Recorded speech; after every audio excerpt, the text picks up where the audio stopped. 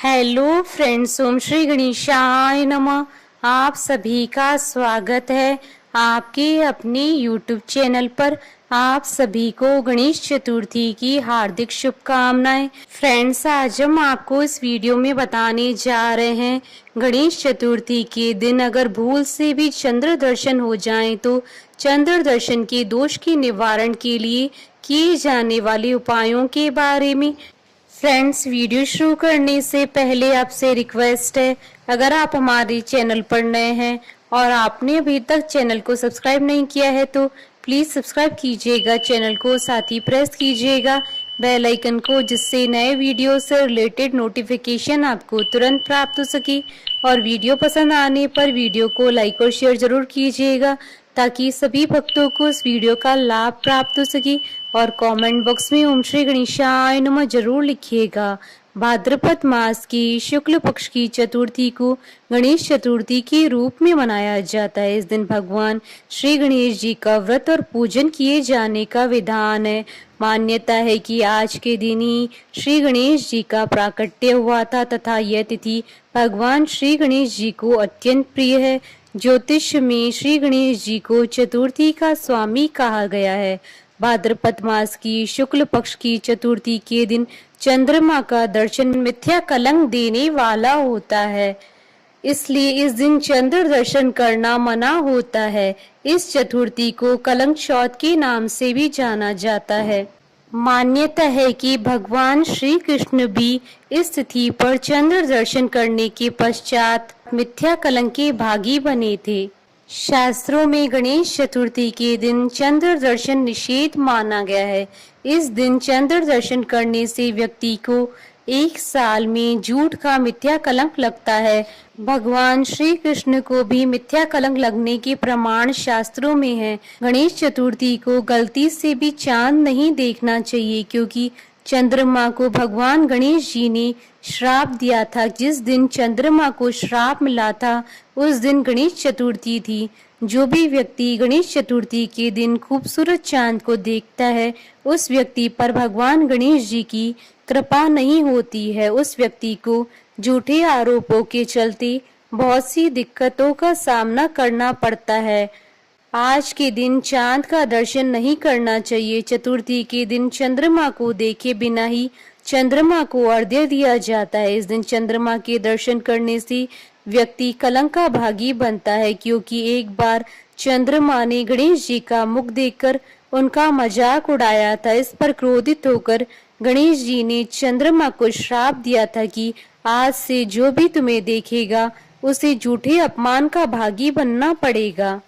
परंतु चंद्रमा की क्षमा याचना करने पर भगवान उन्हें श्राप मुक्त करते हुए कहते हैं कि वर्ष भर में एक दिन भाद्रपद शुक्ल चतुर्थी के दिन चंद्र दर्शन करने से कलंक लगने का विधान रहेगा। अगर भूल से चंद्र दर्शन हो जाए तो इसके निवारण के लिए स्क्रीन पर दिए हुए मंत्र का 28, 54 या 108 बार जाप करें। इस मंत्र का जाप करने से चंद्र दर्शन का दोष समाप्त हो जाता है। अथवा श्रीमद् भगवत के 10वें स्कंद के 56वें 57वें अध्याय में उल्लेखित सैमंतक मणि की चोरी की कथा का श्रवण करना भी लाभकारक होता है, जिसे सुनने से मिथ्या कलंक का खतरा समाप्त हो जाता है। फ्रेंड्स, अब आइए प्रारंभ करें सैमंतक मणि की कथा। द्वारकापुरी में सत्राजित नाम का एक सूर्य भक्त निवास करता था।